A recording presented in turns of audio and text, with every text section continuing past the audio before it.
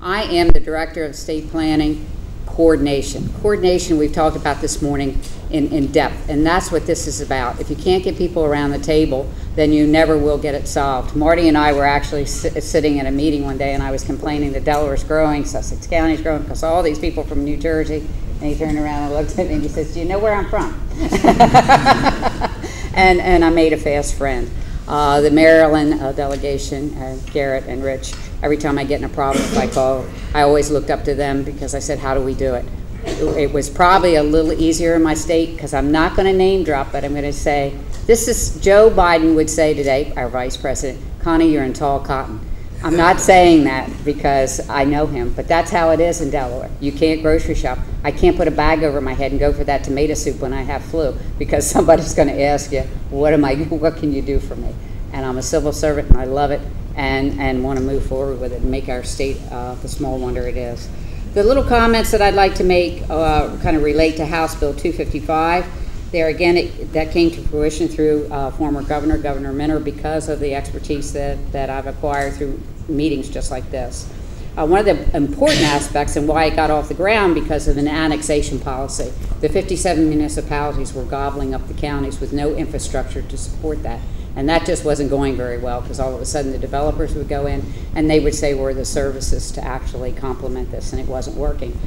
The state is unique because we do pay 90 to 97% of all the infrastructure, which Rebecca's already said, so I won't repeat that. A bill did come out that is in support of House Bill 255. You cannot build a school in the rural area of state strategies, which Rebecca put up there. I tried to make it very fifth grade language because that's what Connie relates to. So it's levels 1 where all the development already is, and infill level 2.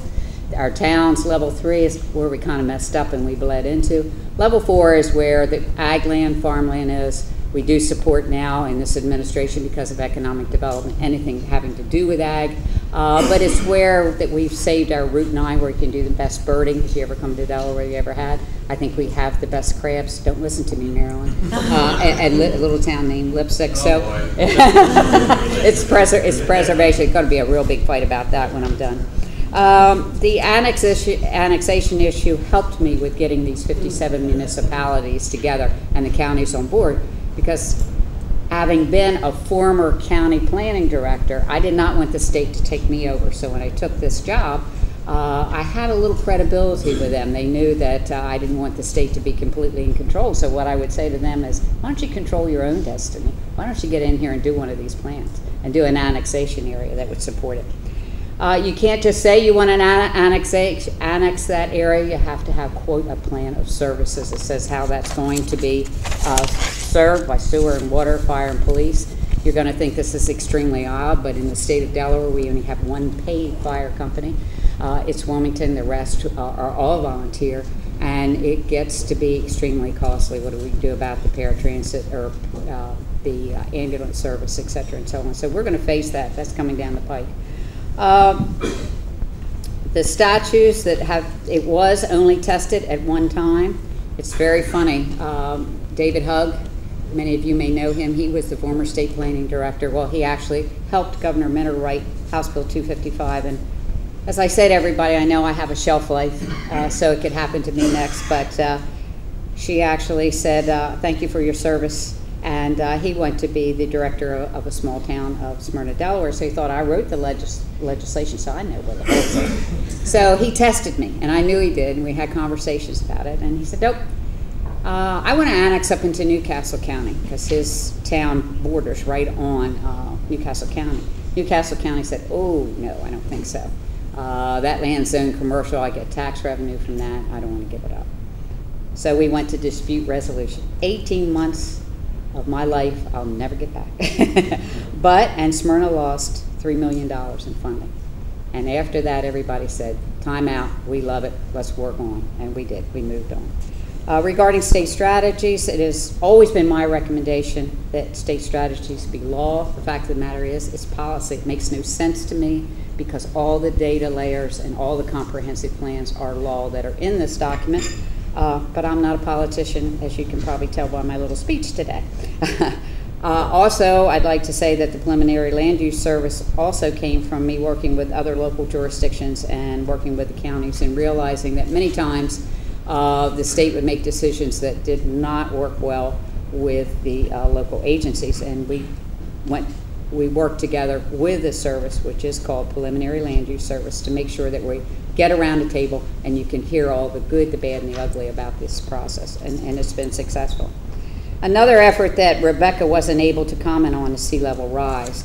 If you look Delaware on a map, we're probably a little island.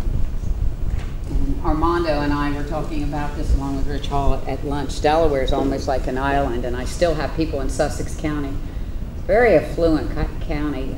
If over on the coast, if you're watching CNN, it seems like everybody that's a moderator on there has a house at Dewey or Henlopen Acres or Rehoboth or whatever.